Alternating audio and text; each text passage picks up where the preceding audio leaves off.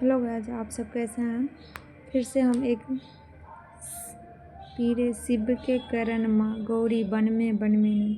आप सबको सुन के बताइएगा कैसा लग रहा है आप सबको। और हर हर महादेव जरूर लिख दीजिएगा। जय माता दी। आप सब कैसे हैं, अच्छे हैं, मस्त हैं, स्वस्थ हैं।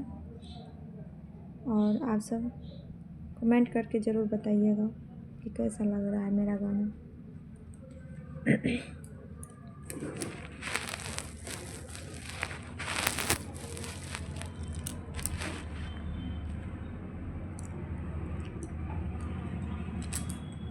पीरे शिव के करण माँ गौरी बन में ना।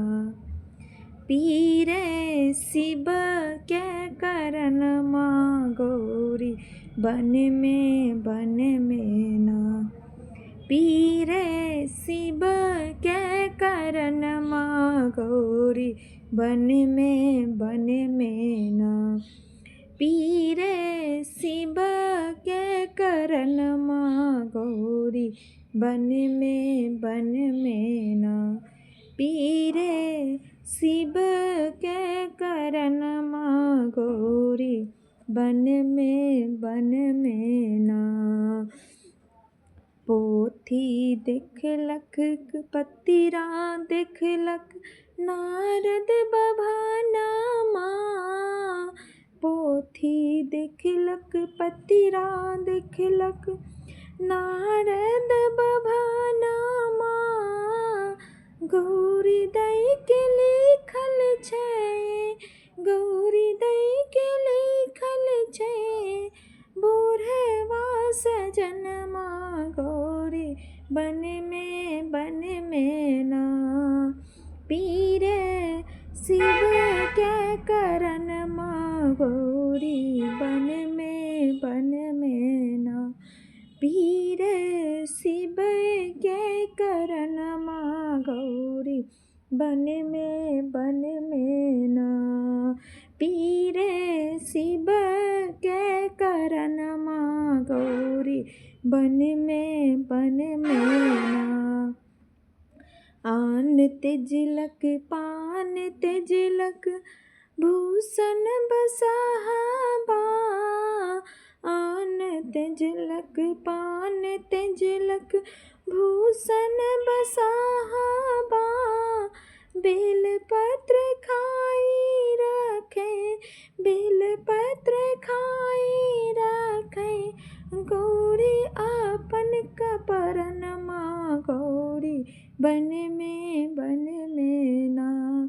बेल पत्र खाई रखे गौरी अपन परन माँ गौरी बन में ना। पीरे शिव के करण माँ गौरी बन में ना। पीरे शिव के करण माँ गौरी बन में ना।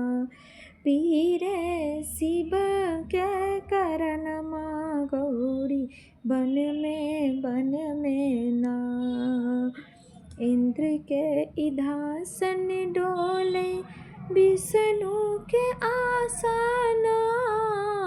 इंद्र के इदासन डोले विष्णु के आसना। शिव के कैलाश डोले, शिव के कैलाश डोले। गौरी के पतन माँ गौरी बन में ना।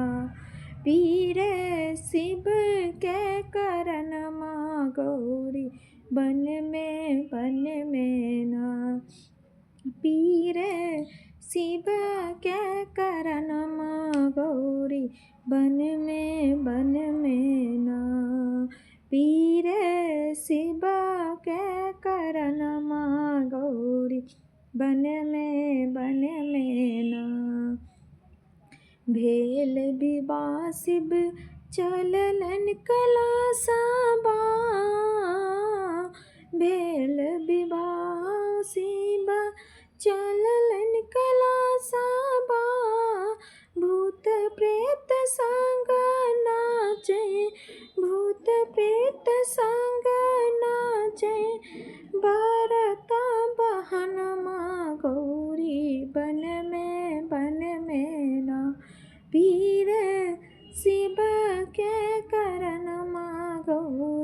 बन में ना पीर शिव के करनमा